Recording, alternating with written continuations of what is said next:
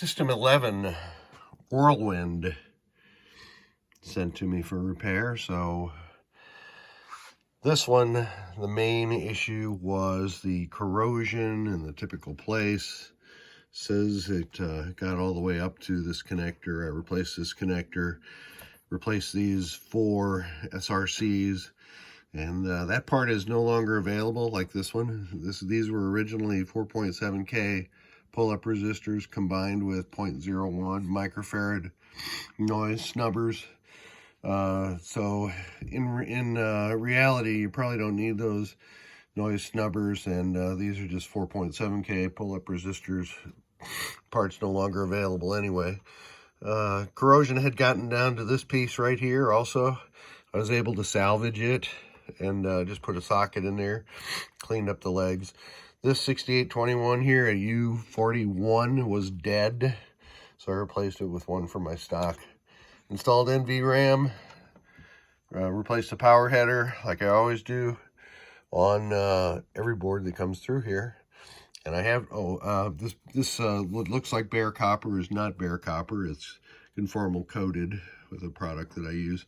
This board was kind of weird. You can see just barely right here. The board had a scratch in it that went it had 2 of them actually. It went all the way down here, all the way up here, through there. And then there was another one going the other direction too, but the scratch was put in there before the board was even populated because it went underneath some of the components. Anyway, let's fire up and see what we got this morning.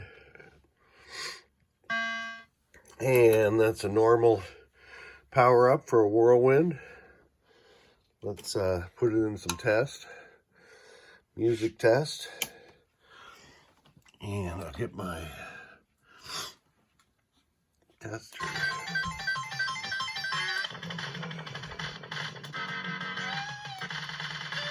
All clear. So the music test is working properly. The next test is display test.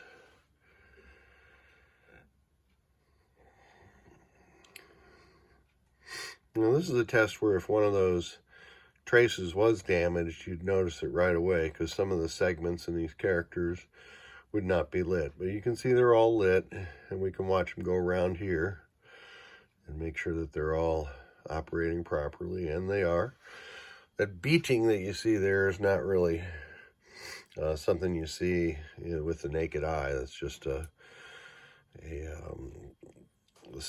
60 hertz fluorescent light is lining up with the refresh rate of the display. Uh-oh, looks like rain. Love it. Is all the lamps working properly? And we'll have an opportunity to do the single lamps. This is just a racetrack through all of the lamps. And you can see those are all working properly. Coil test. Excuse me, I got a bit of a cold here. So it's doing, that was 4, 4A, 5, 5A, 6, and 6A. That's the green LED indicates that the AC select relay has been pulsed on also.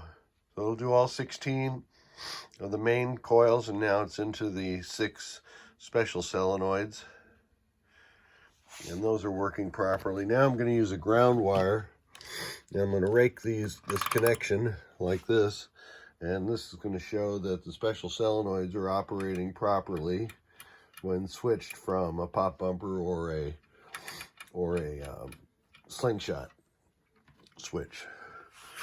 So those are all working properly. What's left? Let's do switch edges. I got to turn off the few that I had on so that it would avoid the missing ball message. So that was all of column 1, which proves all the rows work. So here's all of row 1.